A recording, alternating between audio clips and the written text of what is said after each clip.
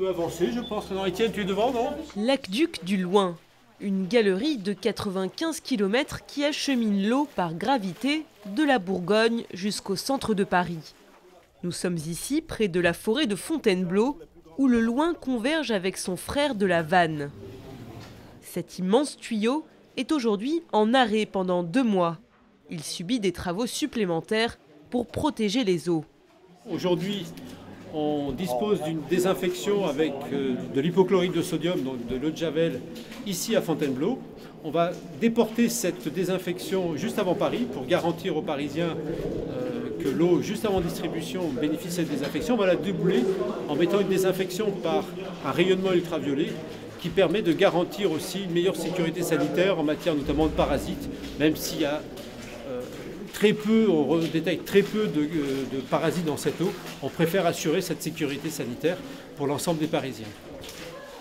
Les eaux du Loing représentent 25% de l'eau consommée dans la capitale.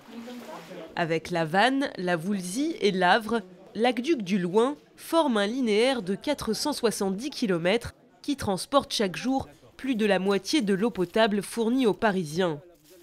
En moyenne, 480 000 m3 sont consommés par jour à Paris. Eau de surface et eau souterraine alimentent à part égale ce réseau et chacune subit un traitement différent.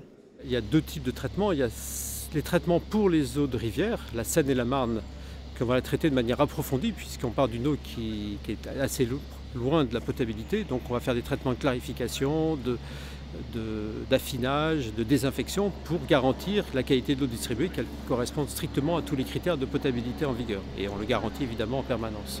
En matière d'eau souterraine, on a des eaux qui sont plus proches de la potabilité, donc les traitements seront moindres. Mais il y aura quand même des traitements qui peuvent aller d'une simple désinfection pour garantir notamment le transport de l'eau depuis son captage jusqu'au robinet du Parisien, ou des traitements plus approfondis, puisque en matière de souterraine, on va trouver une multitude de types d'eau, des eaux qui sont strictement potables, et puis des eaux qui subissent notamment en hiver des crues de turbidité, donc le trouble de l'eau, et cette turbidité, il va falloir l'éliminer parce que d'abord, elle va rendre plus difficile le traitement de l'eau. Et puis on peut trouver avec cette turbidité des parasites que sont les giardia, les cryptosporidium, qui sont nocifs à la santé de l'homme.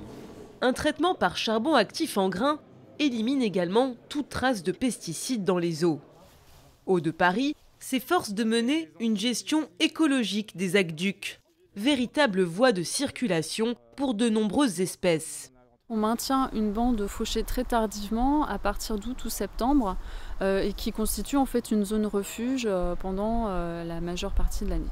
Haute-Paris gère au total 1300 hectares environ d'espaces naturels.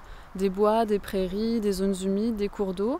Et c'est en vérité une véritable trame verte et bleue qui s'inscrit sur un territoire très vaste qui s'étend sur plusieurs régions. En amont, les agriculteurs situés sur les bassins d'alimentation se sont engagés à réduire l'usage de phytosanitaires et d'intrants. 1600 hectares sont déjà sous agriculture biologique afin de préserver la qualité des eaux.